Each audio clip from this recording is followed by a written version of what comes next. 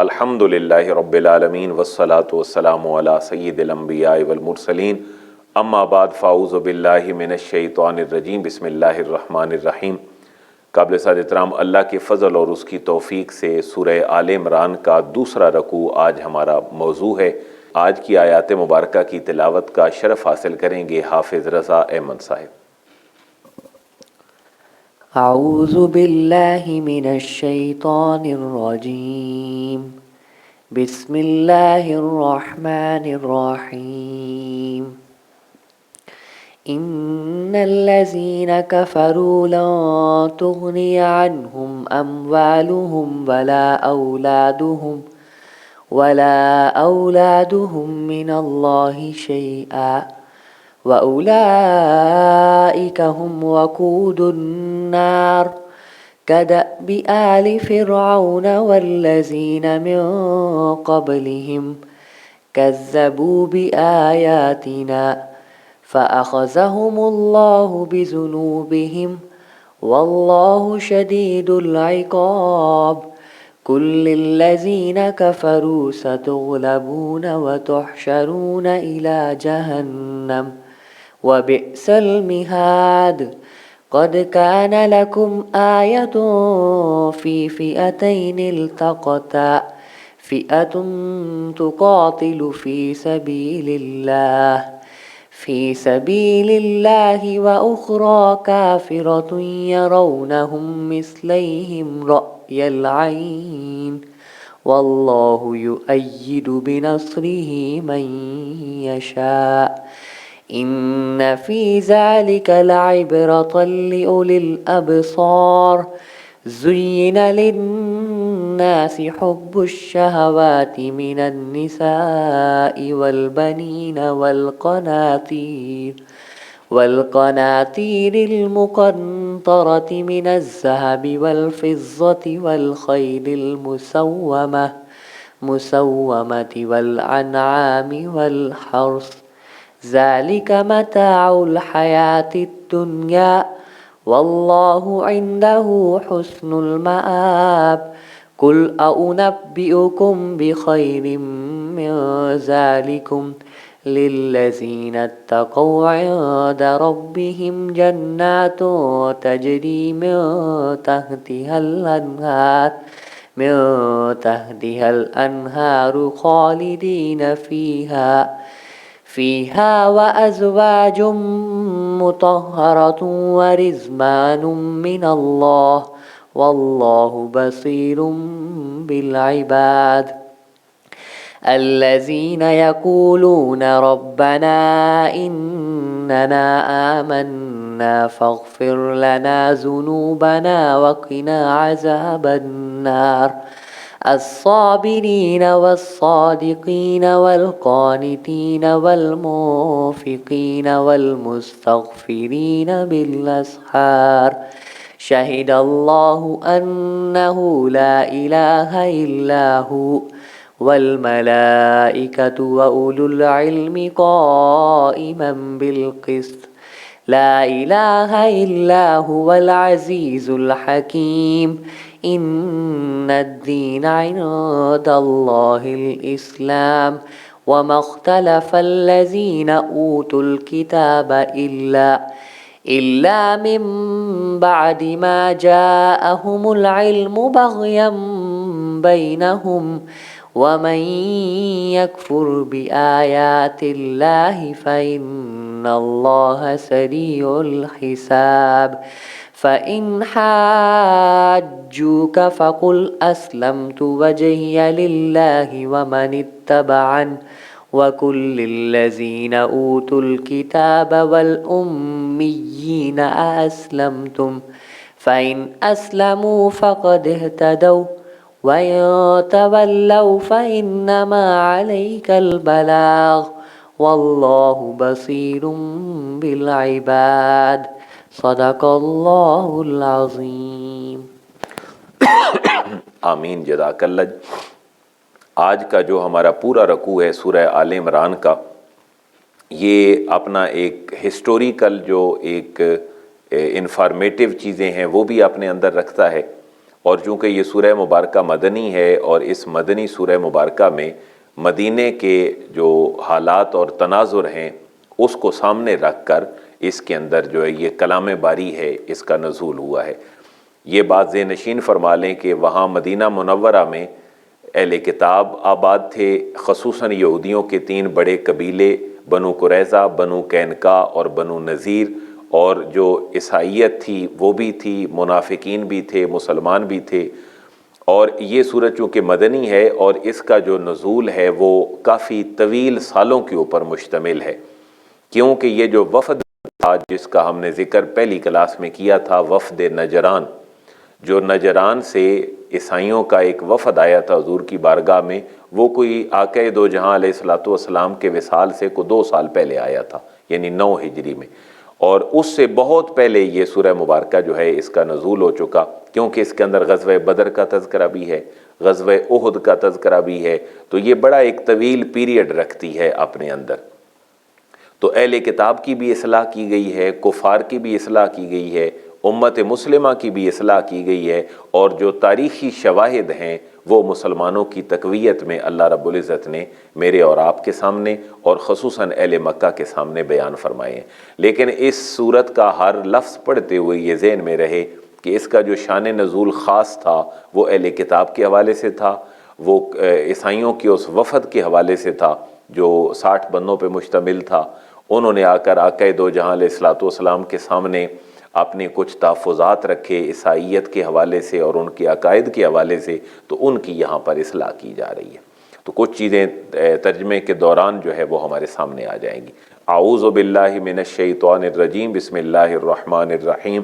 ان الذین کفروا لن تغنی عنہم اموالہم ولا اولادہم من اللہ شیئا۔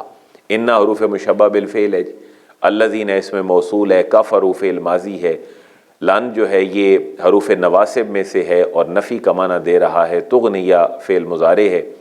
بے شک وہ لوگ جنہوں نے کفر کیا یعنی انکار کیا، ان کو یہ زوم ہے کہ ہم بہت بڑے لوگ ہیں، ہمارے پاس مال ہے، ہمارے بیٹے ہیں۔ اللہ فرما رہے لن تغنیہ، ہرگز نہ کام آئیں گے، عنہم ان کے، کیا ان کے کام نہیں آئے گا؟ اموالہم، ان کے مال بھی ان کے کام نہیں آئیں گے، ولا اولادہم، اور ان کی جو اولادیں ہیں وہ بھی ان کے کام نہیں آئیں گی۔ من اللہ، یہ من حروف جارہ ہے، بڑا ملٹیپل ایک یوزیج ہے ان کا، حروف کا، پارٹیکل کا، تو اس کا ترجمہ مفہومی کیا گیا ہے من اللہ شیئا، یعنی اللہ سے، اللہ کے سامنے جب وہ جائیں گے تو اللہ کے عذاب سے ان کے اموال اور ان کی جو اولاد ہیں انہیں نہیں بچا سکیں گی، شیئا کچھ بھی، کیونکہ انسان کی جو ہے جس کے اوپر انسان اتراتا ہے اور بڑا اپنے آپ کو بڑا فیل کرتا ہے، وہ بنیادی طور پر اس کا مال اور اس کے بیٹے اور اولادیں ہوتی ہیں۔ تو یہ چیز اہل مکہ کے راستے میں بھی بہت بڑی رکاوٹ تھی کہ ہم مالدار لوگ ہیں، ہم بڑے خاندانوں والے ہیں، تو یہ چیز رکاوٹ تھی، اللہ رب العزت نے ان کی اصلاح فرما دی۔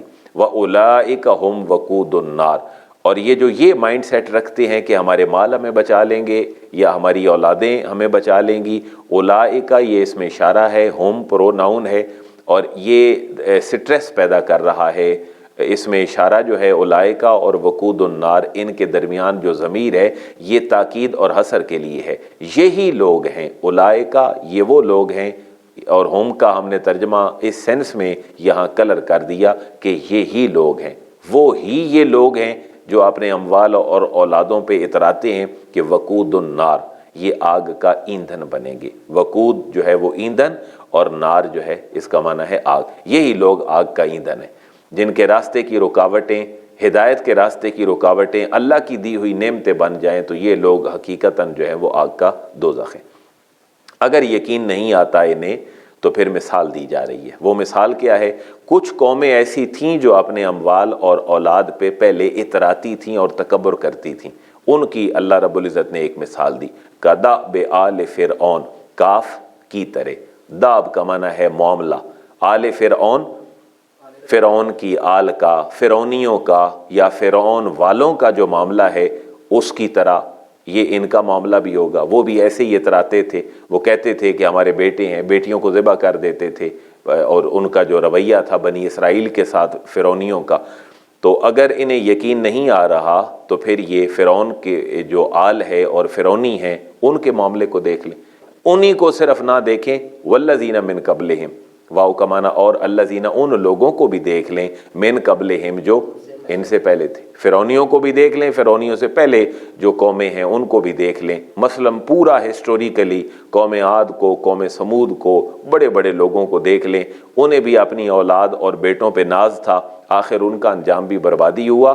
اہل مکہ تمہارا انجام بھی یہی ہوگا، کیوں؟ کذبوا بآیاتنا، یہ بھی آیات باری کو جھٹلا رہے ہیں، اور کذبوا، انہوں نے بھی جھٹلایا تھا، بآیاتنا، ہماری آیتوں کو، آیت بمانا اللہ کا حکم، اللہ کی شریعت اور اس کے احکامات۔ تو ہوا کیا؟ فَأَخَذَهُمُ اللَّهُ، اللہ نے ان کو پکڑ لیا۔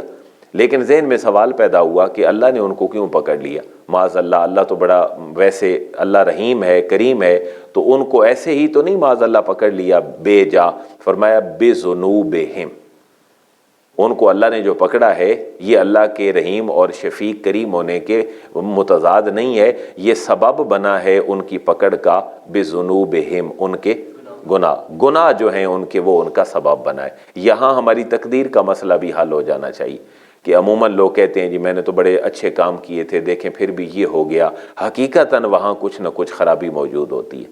جن کو وہ اچھا سمجھ رہا ہوتا ہے وہ عمومی طور پر اچھے نہیں ہوتے، کیونکہ اچھا صرف وہ ہے جس کو اللہ اور اس کا رسول اچھا فا دے۔ میرے اور آپ کا اپنا خیال جو ہے وہ کبھی نیکی نہیں ہو سکتا، ہاں اگر تابع ہے اللہ رسول کے تو پھر وہ نیکی ہے۔ واللہ شدید العقاب، اور اللہ رب العزت شدید العقاب، سخت عذاب دینے والا ہے۔ قل للذین کفروا ستغلبون وتحشرون الی جہنم وبئس المہاد، قل، اے حبیب مکرم فرما دیجئے، الذین، للذین، لام کا معنی کو، الذین، ان کو، محبوب ان لوگوں کو تم فرما دو، کفروا، جو کافر ہوئے، جنہوں نے انکار کیا، ستغلبون، ان قریب تم مغلوب ہو جاؤ گے، وتحشرون، اور اکٹھے کیے جاؤ گے، الی جہنم، جہنم کی طرف۔ یہ آیت بھی اپنا ایک خاص شان نزول رکھتی ہے۔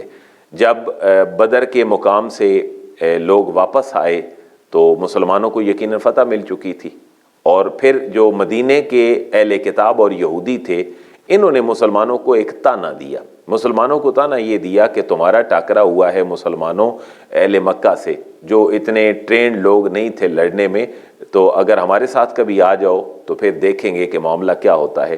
اللہ ان کو فرما رہا ہے، کل محبوب ان کو فرما دیں، ان لوگوں کو کافرو، جو کافر ہوئے۔ یہاں اوورال کفر کا ذکر ہے، جو منکر مزاج تھے وہ اہل کتاب بھی ہیں، یہودی عیسائی ہیں، اور اوورال مشرکین مکہ ہیں۔ فرما دیجئے ان کو جو کافر ہوئے، ستغلبون، ان قریب تم بھی مغلوب ہو جاؤ گے، وتحشرون، اور تم بھی اکٹھے کیے جاؤ گے، الی جہنم، جہنم کی طرف۔ اور یہ نہ سمجھو کہ وہ کوئی پھولوں کی سیج ہے، وبئس المہاد، واو کا معنی اور، بئسا بہت برا ہے، المہاد ٹھکانہ، وہ جو ٹھکانہ ہے جہنم وہ بہت برا ہے۔ قد کان لکم آیۃ فی فئتین التقطا، اگر آپ ملا کے نہیں پڑھیں گے تو آپ اس کو یوں پڑھیں گے، تو یہ غزوہ بدر کی ایک نشانی رکھی جا رہی ہے کہ دیکھیں اس وقت جب دو فریق اکٹھے ہوئے تھے تو اللہ نے 313 کو 950 پر فتح عطا فرما دی تھی۔ لہٰذا کوئی اللہ کی قدرت کے سامنے اترائے نہ، اپنے آپ کو بڑا نہ سمجھے۔ اگر کسی کو یقین نہیں آتا تو ہسٹوریکلی پیچھے جا کے دیکھ لیں کہ بدر میں 313 950 پر بھی غالب آ چکے تھے۔ قد کانا، یقیناً ہے، لکم، تمہارے لیے، آیتن، نشانی، فی فئتین، دو گروہوں میں، التقطا، جو باہم مقابل ہوئے، ایک دوسرے کے مقابلے میں آئے۔ وہ کون تھے بدر میں؟ مسلمان اور کفار۔ فئتن، ان میں سے ایک گروہ وہ تھا، تو قاتلو، جو لڑ رہا تھا اس وقت دو گروہوں میں سے، فی سبیل اللہ، اللہ کے راستے میں، وَأُخْرَى، ایک دوسرا گروہ جو تھا، یعنی ان کے مد مقابل جو تھے وہ کافرتن، وہ کون تھا؟ کافر تھا۔ یرونہم مثلیہم رأی العین، یرونہم، کافر دیکھ رہے تھے انہیں، یعنی کن کو؟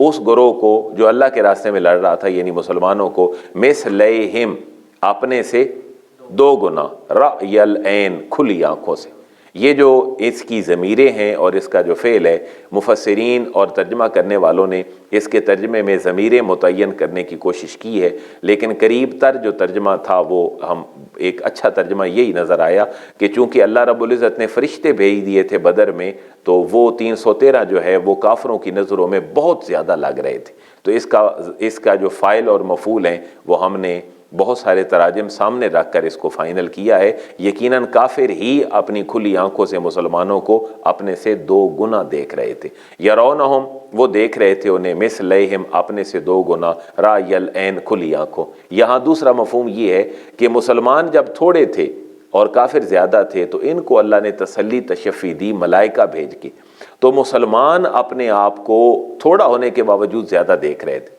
کچھ مفسرین نے اس کا ترجمہ یہ کیا ہے، لیکن ہر مفسر نے یہ توجیہ بھی ذکر کی ہے۔ تو ایک obviously سی بات یہ ہے کہ کافر مسلمانوں کو 313 ہونے کے باوجود بہت زیادہ دیکھ رہے تھے، کیونکہ فرشتوں کا نزول ہو گیا تھا۔ واللہ یؤید بنصرہ من یشاء، اور اللہ رب العزت یؤید تائید فرماتا ہے، قوت دیتا ہے، بنصرہ اپنی مدد کے ساتھ، من یشاء جس کو چاہتا ہے۔ ان فی ذالک لعبرۃ لأولی الابصار، یہاں اہل کتاب کو سمجھ نہیں آ رہی کہ ان کے ساتھ کیا ہوگا، یا یہ اگر یہ چیٹنگ کریں گے تو اللہ فرما رہا ہے عبرت کے لیے تو اتنا ایک بات ہی کافی ہے ان کے لیے جو بہت سال پہلے ہو چکی ہے۔ ان بے شک فی ذالک اس واقعے کے اندر، یعنی بدر کے جو 2 گروہ ہیں تھوڑا زیادہ پہ غالب آ رہا ہے، لعبرہ یقیناً عبرت ہے اس واقعے میں، لیکن ہے کس کے لیے؟ لأولی الابصار، جو عقل والے ہیں، دیکھنے والے ہیں، صاحب بصیرت لوگ ہیں، ان کے لیے اس کے اندر بڑی عبرت موجود ہے۔ زُیِّنَ لِلنَّاسِ حُبُّ الشَّہَوَاتِ مِنَ النِّسَاءِ، یہ چیزیں جو انسان کی ہدایت کے راستے میں کبھی کبھی رکاوٹ بن جاتی ہیں اور انسان ان میں راغب ہو کے اللہ اور اس کے رسول کو چھوڑ دیتا ہے، تو اللہ رب العزت نے ان چیزوں کو آئیڈینٹیفائی کر دیا ہے کہ ان میں اپنی ساری صلاحیتیں نہ کھپاؤ۔ یہ نیچر ہے کہ تم عورتوں سے محبت کرتے ہو، بیٹوں سے محبت کرتے ہو، جمع کیے ہوئے اپنے خزانوں سے محبت کرتے ہو، سونا چاندی اور اپنی سواریوں اور مال سے، جانوروں سے، اپنی کھیتیوں سے محبت کرتے ہو، لیکن یہ چیزیں تمہارے راستے کی رکاوٹ نہیں بننی چاہیے۔ اللہ رسول پہ ایمان لے آؤ تو یہی چیزیں تمہیں عند اللہ جب تم جاؤ گے ان کی قربانی دے کر تو تمہیں وہ سارا کچھ مل جائے گا۔ زُیِّنَ ہم نے اس کا ترجمہ کیا جی، با محاورہ ترجمہ تھا خوشنما، تو یا خوشنما کے بجائے اس کا اپنا ترجمہ بہترین یہ اس کے اندر سے ٹپک رہا ہے، زُیِّنَ مزین کر دی گئی ہے، ڈیکوریٹ کر دی گئی ہے، سجا دی گئی ہے، للناس لوگوں کے لیے۔ کیا سجا دی گئی ہے؟ حب الشہوات، حبو کا معنی محبت، الشہوات نفسانی جو خواہشات ہیں یہ مزین کر دی گئی ہیں انسانوں کے لیے۔ کس کی؟ من النساء عورتوں کی۔ یہ مرغوب چیز ہے ایک، آقا دو جہاں علیہ الصلوۃ والسلام کے بھی اس کے بارے میں بہت زیادہ فرامین ہے۔ تو ایک نیچر بیان کی جا رہی ہے کہ بعض اوقات یہ ہوتا ہے کہ انسان محبت میں چلا جاتا ہے، لیکن یہ چیز تمہارے راستے کی رکاوٹ نہیں بننی چاہیے۔ والبنین اور مزین کر دی گئی ہے لوگوں کے لیے کس کی محبت؟ البنین بیٹوں کی محبت۔ لیکن یہاں بتایا جا رہا ہے کہ یہی بیٹے اور اولادیں تمہارے راستے کی رکاوٹ نہ بن جائیں۔ یہ کیسے بنتی ہیں اولادیں اور بیٹے راستے کی رکاوٹ؟ کہ انسان ان کی ضروریات کو فلفل کرنے کے لیے کبھی کبھی حرام مال کی طرف چلا جاتا ہے، تو اللہ فرما رہا ہے یہ ان چیزوں میں نہ پڑو۔ والقناطیر المقنطرۃ اور جمع کیے ہوئے جو خزانے ہیں کس کے؟ من الذہب سونے سے، کیونکہ اصل کرنسی تو سونا چاندی ہے، پیپر کرنسی بہت بعد میں وجود میں آئی ہے، اور شاید اب جس فیز میں پوری دنیا قدم رکھ رہی ہے وہاں یہ پیپر کرنسی اور یہ چیزیں ویسے ہی ختم ہونے جا رہی ہیں۔ تو جمع کیے ہوئے جو خزانے ہیں سونے کے، والفضہ اور چاندی کے۔ جیسے درہم اور دینار میں فرق تھا دور رسالت میں، درہم چاندی کا تھا اور جو دینار ہے وہ سونے کا تھا۔ تو سونے چاندی کی جو جمع کیے ہوئے تمہارے پاس خزانے ہیں ان کی محبت بھی ڈیکوریٹ کر کے تمہارے دلوں میں رکھ دی گئی ہے۔ والخیل المسومہ اور معاشرے میں سونے چاندی، عورتیں، بیٹوں کے ساتھ سواریاں ضرورت کی بھی انسان کو چاہیے ہوتی ہیں، تو اس وقت کی سواری کا ذکر کیا جا رہا ہے۔ آج کل تو گاڑیاں آ گئیں اور پھر انسان جو ہے وہ بائی ایئر سفر بھی کرنے لگ گیا، تو یہ چیزیں بھی انسان کو بڑی پسند ہوتی ہیں۔ لیکن اس دور میں اس سواری کی بات ہو رہی ہے کہ مزین کر دی گئی محبت، الخیل المسومہ، الخیل گھوڑوں کی محبت، المسومہ خاص نشان لگائے ہوئے گھوڑے۔ یہ اگر سمجھ نہیں آ رہا جملہ کہ نشان لگائے ہوئے گھوڑے کون سے ہیں، تو آپ گاڑیوں کی ڈیکوریشن دیکھ لیں، جو ہمارے جو ینگ مین بچے ہیں وہ اپنی گاڑیوں کو کیسے سجاتے ہیں، ان کا انٹیریئر، ان کا جو باہر کی چیزیں ہیں، تو اپنی پسند کی جو ڈیکوریشن ہے بنیادی طور پر اس کی طرف اشارہ ہے۔ تو جنگی گھوڑے، سفر کے گھوڑے، اہل عرب ان کو باقاعدہ نشان لگا کے رکھتے تھے، تو اس کی طرف اشارہ ہے۔ یہ چیزیں ڈیکوریٹ کر دی گئی ہیں تمہارے اندر۔ والانعام، اور جو چوپائے ہیں ان کی محبت، سواری کے گھوڑے اور جو باقی چوپائے ہیں ان کی محبت، کیونکہ انسان کے پاس مال مویشی ہوتے تھے، ان کے اندر گائے ہے، بھینس ہے، بکریاں ہیں، بھیڑیں ہیں، یہ ساری چیزیں بھی انسان کا بہت بڑا مال ہوتی تھیں اور آج تک رہی ہیں۔ آج دنیا بدل گئی، کسی اور چیز کی طرف جا رہی ہے۔ والحرث، اور جو کھیتی ہے، کیونکہ سارے سال کا دار و مدار انسان کے کھانے پینے کا وہ اس کی کھیتی کے اوپر ہوتا تھا۔ تو یہ چیزیں اللہ فرما رہا ہے تمہارے دلوں کے اندر مزین کر دی گئیں۔ اس کو میں پھر پورے کا ایک رقص کر دیتا ہوں کہ کس چیز کی محبت انسانوں کے اندر فطرتی طور پر ہے۔ نفسانی خواہشات کی محبت، عورتوں سے، بیٹوں سے، جمع کیے ہوئے خزانوں سے جو سونے چاندی کے ہوں، گھوڑوں سے، چوپایوں سے اور کھیتیوں وغیرہ سے محبت اللہ فرما رہا ہے یہ نیچرلی ہے، یہ تمہارے اندر رکھی ہوئی ہے، لیکن اس کو ہی اپنا مقصود حیات نہ بنا لو۔ کیوں؟ ذالک متاع الحیات الدنیا، ذالک یہ کیا، یہ نو، یہ پیچھے جتنی محبت ہے تمام چیزوں سے، یہ متاع، یہ سامان ہے، الحیات الدنیا، دنیا کی زندگی کا یہ سامان ہے، تمہارے قیامت والے دن یہ چیزیں تمہارے کام نہیں آنی۔ کیوں کہ قرآن ایک اور مقام پر بڑے واضح الفاظ میں فرما رہا ہے کہ وہاں تو جو یوم یفر المرء، وہاں تو باپ اپنے بیٹے سے، بیٹا باپ سے، اور اولادیں، یہ بہن بھائی رشتے جو ہیں وہ ایک دوسرے سے بھاگیں گے، وہاں تو نفسا نفسی ہوگی۔ یہ دنیا کا مال ہے، اس کو دنیا میں ہی رہنے دو، اس کو دل میں نہ بٹھاؤ۔ دل تمہارا اللہ اور اس کے رسول کی جو ہے وہ یاد کے لیے بنائے گئے۔ واللہ عندہ حسن المآب، اور پیچھے تھا ذکر برے ٹھکانے کا، اور یہاں ذکر ہے اچھے ٹھکانے کا۔ واللہ، اور اللہ ہی ہے، عندہ، جس کے پاس یا جس کے نزدیک ہے، حسن المآب، اچھا ٹھکانہ۔ لہٰذا ان پوری سہولیات حیات کو تم اپنا اچھا ٹھکانہ نہ سمجھو، ہاں انہیں بہتر طریقے سے یوٹرلائز ضرور کرو، محبت بھی کرو ان سے، اپنی بیوی سے، بچوں سے، خاندان میں، ماؤں بہنوں بیٹیوں سے، اور مال سے بھی محبت ہو، کوئی حرج نہیں، لیکن یہ محبت جیب کی حد تک ہو، دل کی حد تک نہ ہو۔ تو بتایا جا رہا ہے کہ ان سے اگلا بھی کوئی قدم ہے جہاں تم نے جا کے اس سے بہتر چیزیں لینی ہیں۔ کل، اے حبیب مکرم آپ فرما دیں، تم فرماؤ، اُنبئکم، کیا میں خبر دے دوں تمہیں، یا میں خبر دوں تمہیں، بخیر من ذالکم، اس سے بہتر کی۔ کس سے بہتر کی؟ پیچھے جتنی چیزیں بیان ہوئی ہیں، ان سے بہتر کی اے حبیب ان سے پوچھئے کہ میں آپ کو خبر دے دوں۔ وہ خبر کن کو دینی ہے؟ للذین اتقوا، ان لوگوں کو جو متقی بنے، ان کے لیے پھر ریوارڈ کیا ہے، اچھی خبر کیا ہے؟ عند ربہم، ان کے رب کے پاس ہے ان کے لیے کیا؟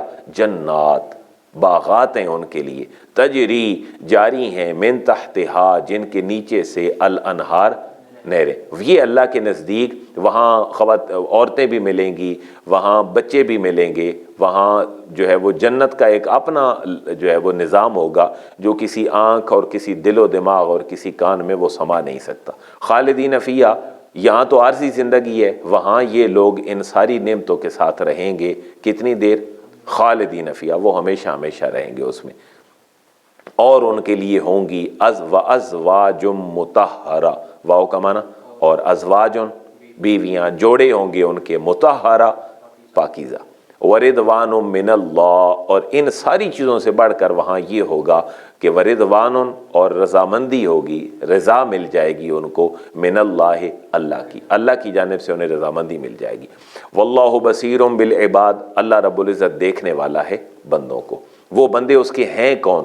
جو نیک ہیں، متقی ہیں۔ پیچھے تقویٰ کا ذکر ہوا، اب ان کی صفات بیان کی جا رہی ہیں۔ اگر ہم میں سے کوئی متقی بننا چاہے اور جنتی یہ ساری نعمتیں اللہ کی لینا چاہے جہاں اللہ کی اس کو رضا بھی مل جائے، تو اللہ نے ان کے وتیرے اور عادتیں بتا دیں کہ متقی کون ہوتے ہیں۔ متقی وہ ہوتے ہیں الذین، جو لوگ یقولون، کہتے ہیں، اور ایک دفعہ نہیں کہتے، مضارع کے اندر کنٹینیوٹی کا معنی بھی پایا جاتا ہے۔ یقولون جو کہتے رہتے ہیں، کیا کہتے رہتے ہیں؟ ربنا اننا آمنا فاغفر لنا ذنوبنا وقنا عذاب النار۔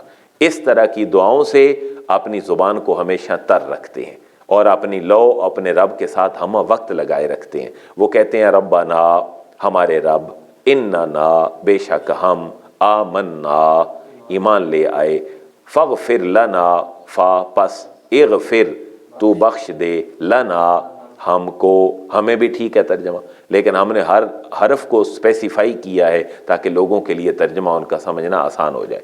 فاغفر لنا، بخش دے ہمیں، یہ بھی ترجمہ ٹھیک ہے، لیکن لام جو ہے اس کا ترجمہ بہتر یوں ہوگا کہ فاغفر لنا، تو بخش دے ہم کو کیا بخش دے؟ ذنوبنا، ہمارے گناہ جو ہے وہ بخش دے، وقنا، دیکھیں ایک ایک حرف کا پورا جملہ بن گیا ہے، واو کا معنی، اور کے، بچا نہ ہمیں، تو کہ جو ہے یہ یہاں پر فعل امر ہے، اللہ سے التماس کیا جا رہا ہے اللہ بچا ہمیں عذاب النار، آگ کے عذاب سے، کیونکہ یہ جو کہ ہے یہ تقوی اسی سے ہی نکلا ہے۔ وقایہ کا معنی ہوتا ہے بچنا، اس میں خاص اصول کے تحت، کیونکہ یہ مثال واوی تھی اور اس میں امر بناتے ہوئے اس کی واو بھی گر گئی اور صرف اس کا جو کہ ایک حرف والا امر ہے وہ ہمارے سامنے رہ گیا، اور ہمیں بچا عذاب النار، آگ کے عذاب سے۔ یہ متقی لوگ ہوتے کون ہیں اور کیا کیا کرتے ہیں؟ ایک تو اللہ سے کہ حضور دعائیں کرتے رہتے ہیں کہ اللہ ہمارے گناہ بخش دے، دوسرا یہ لوگ اپنے ہر معاملے میں کیا کرتے ہیں؟ الصابرین، صبر والے ہیں، یہی لوگ ہیں جو صبر والے ہیں۔ صبر کرنا یہی متقی کا خاصہ ہے۔ اس صبر سے مراد کیا کیا ہے؟ آج کے دور میں ہم اگر اپنے معاملات میں راستے کے حقوق بھی پہچان لیں اور لوگوں کے حقوق بھی پہچان لیں تو بہت بڑی بات ہے۔ ہم سے صبر نہیں ہوتا، ٹریفک کے دوران روڈ پہ انسانوں سے بہرحال صبر نہیں ہوتا، ہر بندے کی کوشش ہوتی ہے میرا کام ہو جائے، تو یہ اس میں بھی صبر ہے۔ یہ ضروری نہیں ہے کہ جنگ میں کو بازو ٹوٹ جائے تو ہی صبر کرنا ہے اس میں۔ ہم اگر اپنا بل جمع کروانے جا رہے ہیں، آج کل تو ڈیجیٹل دور ہے، گھر میں بیٹھے بٹھائے کام ہو رہے ہیں، لیکن بہرحال صبر یہ بھی ہے کہ آپ اپنی لائن میں رہیں اور اپنے پورے نظام حیات کا خیال رکھیں، یہ بھی اس صبر کی کیفیت میں۔ الصابرین، یہ لوگ ہیں متقی وہی ہیں جو صبر کرنے والے ہیں، والصادقین، اور سچے ہیں۔ تو سچائی کی بھی آج شکلیں جو ہیں وہ بدل گئی ہیں۔ ایک میڈیکل سرٹیفکیٹ بیمار نہ ہونے کے بعد کسی اپنے باس کو جھوٹا میڈیکل سرٹیفکیٹ بنا کے پہنچانا، یہ بھی جو ہے وہ سچائی کے اصولوں کے خلاف ہے، اور بہت ساری چیزیں ہیں جو ہمارے معاشرے میں رائج ہیں۔ تو یہ سچا ہونا اور سچائی اپنا ایک بڑا جو ہے وہ وسیع معنی رکھتی ہے۔ متقیوں کی تیسری صفت ہے والقانتین، فرما بردار ہیں۔ کس کے فرما بردار ہیں؟ اللہ کے فرما بردار ہیں۔ پھر جو اگر مقامی سطح پر جو بھی ایگزیکٹو چیزیں ہوتی ہیں ان کی تابعداری اور فرما برداری، بے شک انسانوں کے بنائے ہوئے ہی قوانین کیوں نہ ہوں، جو اللہ رسول کے نظام کی بغاوت پہ نہ ہوں، تو ان حکمرانوں کی تابعداری اور ان چیزوں کی تابعداری بھی اسی کے اندر داخل ہے۔ صبر والے لوگ بھی متقی ہوتے ہیں، سچے بھی وہی ہوتے ہیں جو متقی ہیں، اور متقی ہی وہ ہوتے ہیں جو فرما بردار ہیں۔ والمنفقین، اگر کوئی متقی بننا چاہے تو اس کے لیے اگلا اصول یہ ہے والمنفقین، وہ اللہ کے راستے میں خرچ کرے، خرچ کرنے والے بھی متقی ہیں۔ والمستغفرین بالاسحار، اور وہ لوگ بھی متقی ہیں کہ مستغفرین، جو بخشش مانگنے والے ہیں، بالاسحار، کس وقت میں؟ سحریوں کے وقت میں۔ تو آج کل تو دنیا بدل گئی ہے، لوگ سحری کے وقت سو جاتے ہیں۔ آج کل کے دور میں ساری رات دنیا اپنے کام کرتی ہے آن لائن، ظاہر ہے جو ملٹی نیشنل کمپنیوں میں لوگ کام کرتے ہیں ان کا تو پورا نظام ہی ادھر ہے۔ تو بہرحال یہ بھی ایک بہت بڑا چیلنج ہے۔ اللہ نے رات آرام کے لیے بنائی ہے اور دن معیشت کے لیے ہے۔ آپ 30 پارہ جو ہے 30واں اس کے پہلے صفحے کی ابتدائی آیات میں ہے وَجَعَلْنَا نَوْمَكُمْ سُبَاتًا وَجَعَلْنَا اللَّيْلَ لِبَاسًا۔ نظام فطرت یہی ہے کہ دن معیشت کے لیے ہو، رات آرام کے لیے ہو۔ ہاں پھر رات جلدی سو کے صبح جلدی اٹھا جائے اور اللہ کے حضور گڑ گڑا کر دعائیں کی جائیں تو یہ اللہ کو بڑا پسند ہے، اور یہی لوگ متقی ہیں۔ ایک حدیث مبارکہ آپ سن لیں، اس آیت کے ضمن میں بھی ہے اور آگے جا کے بھی مزید یہ آئے گی کہ سحری کے ٹائم پہ جب رات جا رہی ہو اور فجر طلوع ہونے لگے تو اللہ رب العزت آسمان دنیا پر اپنی قدرت کے مطابق جلوہ فگن ہوتا ہے۔ یہ حدیث مبارکہ ہے بخاری کتاب التہجد کی 1145 نمبر حدیث مبارکہ ہے۔ آقا دو جہاں نے فرمایا جب رات اپنے آخری حصے میں جاتی ہے تو اس وقت اللہ آسمان دنیا پہ جلوہ فگن ہوتا ہے۔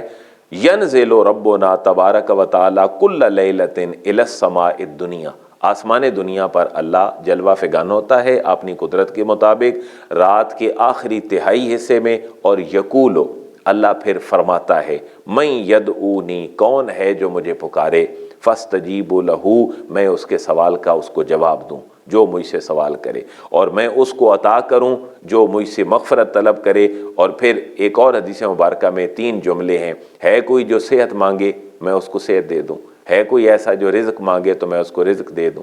تو اس طرح کی دعائیں جو ہیں یہ اس وقت کے ساتھ خاص ہیں۔ تو پتہ چلا یہاں بٹوین دا لائن کے سحری کے وقت اللہ رب العزت کے حضور پیش ہو جانا، جب رب جاگ رہا ہے اور پوری دنیا سو رہی ہے تو اللہ کو اپنے بندوں کو اس وقت جو ہے وہ ان کی دعائیں سننا یہ بہت پسند ہے۔ اگلی جو آیت مبارکہ ہے شاہد اللہ انہ لا الہ الا ہو، اب اس کو تھوڑا سا پھر ادھر ہم پھیر کے لے جائیں، درمیان میں تربیتی باتیں ہو گئیں جو قرآن کا ایک اسلوب ہے۔ تو یہاں پر کرسچینٹی کے وہ جو عقائد تھے حضرت عیسیٰ کے بارے میں سن آف گاڈ کا، اور یہودیوں کا طرز عمل تھا، کفار و مشرکین کا تھا، ان کو یہ بتلایا جا رہا ہے کہ دنیا کی سب سے بڑی نیکی یہ ہے کہ اللہ کے ایک ہونے کی گواہی دی جائے، اور یہ جو اللہ کے ایک ہونے کی گواہی ہے یہ اللہ نے خود بھی دی ہے کہ میں ایک ہوں، اور ملائکہ بھی اسی چیز کے گواہ ہیں، اور جو اہل علم ہیں وہ بھی ہمہ وقت ان کا علم اور ان کا فہم، ان کا تفکر اور تدبر انہیں اس بات پہ مجبور کرتا ہے کہ تم بار بار پکار کے کہو کہ واقعی اللہ کے علاوہ کوئی معبود نہیں، اور اس نے کائنات کا نظام پورے عدل کے ساتھ اور پورے نظام کے ساتھ چلایا ہوا ہے۔ شاہد اللہ، شاہدہ گواہی دی، یہ فعل ہے جی، اس کے 3 فاعل ہیں جی۔ نمبر 1 کس نے گواہی دی؟ اللہ نے گواہی دی۔ تھوڑا سا جملہ سکپ کر کے آگے جائیں، اور کس نے گواہی دی؟ والملائکۃ، فرشتوں نے بھی گواہی دی۔ اور کس نے گواہی دی؟ وَأُولُو الْعِلْمِ، علم والوں نے بھی گواہی دی۔ گواہی کیا دی؟ اب پچھلے جملے پہ جائیں، گواہی اس بات کی دی انہو، اس بات کی گواہی دی کہ لا الہ الا ہو، لا کا معنی نہیں، الہ کوئی معبود، الا سوائے، ہوا اسی اللہ کے علاوہ کوئی معبود نہیں، یہ اللہ نے بھی گواہی دی، ملائکہ نے بھی یہی گواہی دی، اور جو اہل علم ہیں انہوں نے بھی اسی بات کی گواہی دی۔ تناظر وہی ہے کہ اللہ لم یلد ہے ولم یولد ہے، احد ہے، اس جو کرسچینٹی اور یہودیت کے عقائد ہیں یا اہل مکہ مشرکین کے، اللہ ان سے بری و ذمہ ہے، اللہ پاک ہے۔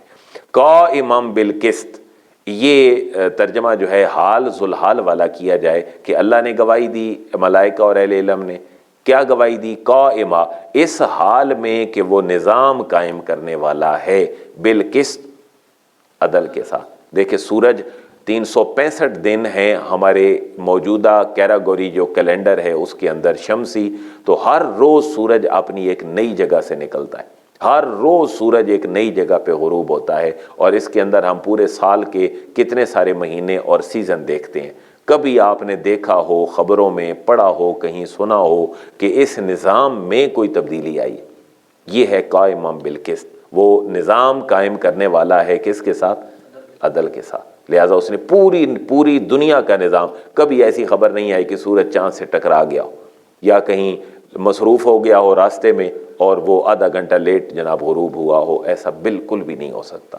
یہ اس لیے ہی ہے اللہ کی وحدانیت اور اس کی قدرت، اسی بات کو ریپیٹ کیا جا رہا ہے، لا الہ الا ہو، لا نہیں، الہ کوئی معبود، الا ہو سوائے اس کے، وہ کون ہے؟ العزیز، وہ غالب ہے، الحکیم، حکمت والا ہے۔ یہ خدا کی صفات ہیں اللہ کی جو ان کے خود ساختہ خداؤں میں نہیں پائی جا رہی۔ لیکن دیکھیں اپنے موقف پہ بات بھی کر دی، اور کتنا پیارا قرآن کا اسلوب ہے، لب و لہجہ کتنا پیارا ہے کہ کرسچینٹی کو، یہودیت کو، ان کو بھی اپنے قریب لایا جا رہا ہے۔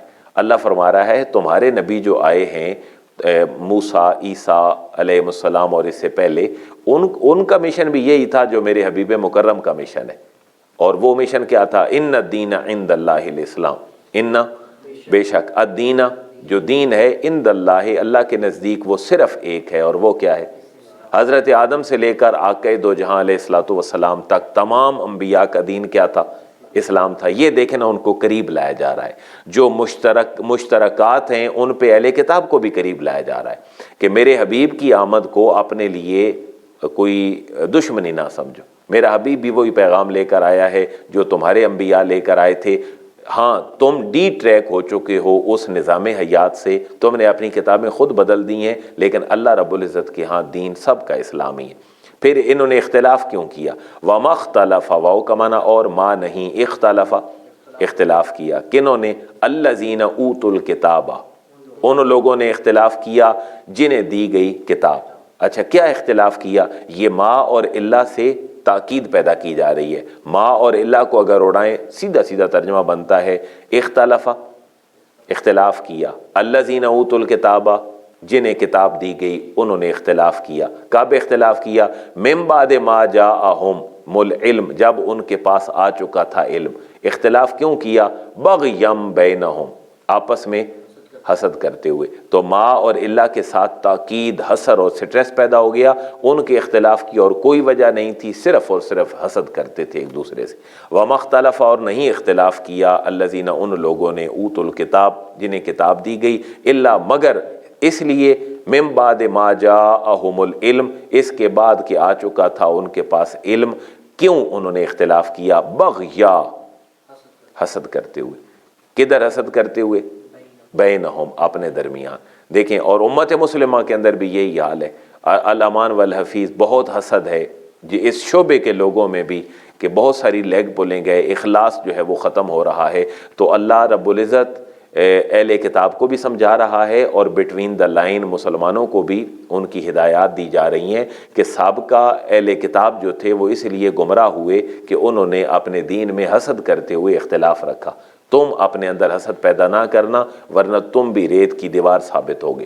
وَمَن یکفر، اور جو انکار کرے، بِآیاتِ اللہ، کس کا جی؟ اللہ کی آیات کا. آیات مانا حکم، اللہ تعالیٰ کے احکامات. تو فَإِنَّ اللَّهَ سَرِيعُ الْحِسَابِ، تو بے شک اللہ جلد حساب لینے والا ہے. وہ بندہ جو اللہ کے احکامات کا منکر ہے وہ اس بات کا دھیان رکھے. یہ ہمارے نظام تعلیم سے چیزیں نکلی ہیں تو آج خوف خدا ختم ہوا ہے، مادیت پرستی آ گئی ہے. اس لیے ایک پوری دنیا کا سب سے بڑا مذہب جو ہے وہ الحاد اور لادینیت بن چکا ہے. حالانکہ ان تینوں مذاہب کو بڑا خیال کرنا چاہیے تھا، اسلام کو، کرسچینٹی کو اور یہودیت کو، کہ یہ تینوں ڈیوائن اور وہی پہ یقین رکھتے تھے. ان کو لوگوں کو اللہ کی طرف بلانا چاہیے تھا. لیکن اب ساری دنیا مذاہب سے دور ہو کر اپنے عقل اور شعور کی بات ماننے پہ مجبور ہے. اللہ رسول کو چھوڑ کر یہی الحاد، لادینیت اور ایتھزم ہے. لیکن اللہ فرما رہے لوٹ کے تو میرے پاس آنا ہے، حساب میں بہت جلدی لینے والا ہوں.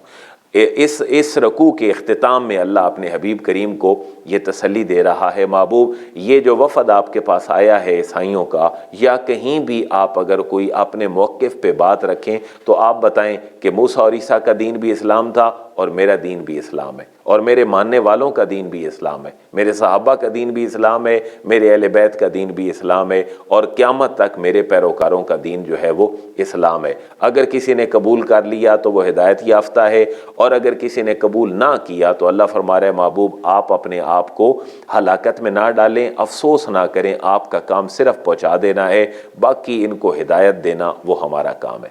فَإِنْ حَاجُّوكَ، فا کا معنی پھر، ان اگر حاجوکا وہ جھگڑیں آپ سے، ڈیبیٹ کریں آپ سے، فقل تو اے حبیب مکرم تم فرماؤ، اسلم تو میں نے جھکا دیا ہے، میں نے اسلام قبول کر لیا ہے، میرا مذہب اسلام ہے.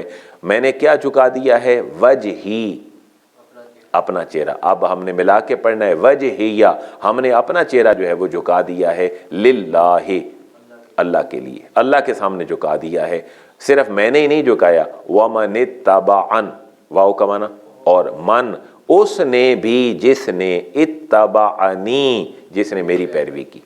وقل اور اے حبیب مکرم تم یہ بھی فرما دو للذین ان کو اوت الکتابہ جنہیں کتاب، کون ہیں وہ لوگ؟ یہودی اور عیسائی، والامیین اور محبوب ان کو بھی فرما دو جو مکے کے لوگ ہیں اور ان پڑھ ہیں، جن کی طرف آپ نبی بن کر گئے ہیں اور اس نسبت سے آپ بھی امی کہلاتے ہیں کیونکہ آپ امیین کی طرف جو ہے وہ آپ کی بعثت ہوئی ہے۔ تو محبوب ان ان پڑھ اہل مکہ کو بھی کہہ دیں اور اہل کتاب یہودیوں اور عیسائیوں کو بھی کہہ دیں اَأَسْلَمْتُمْ کیا تم اسلام قبول کرتے ہو؟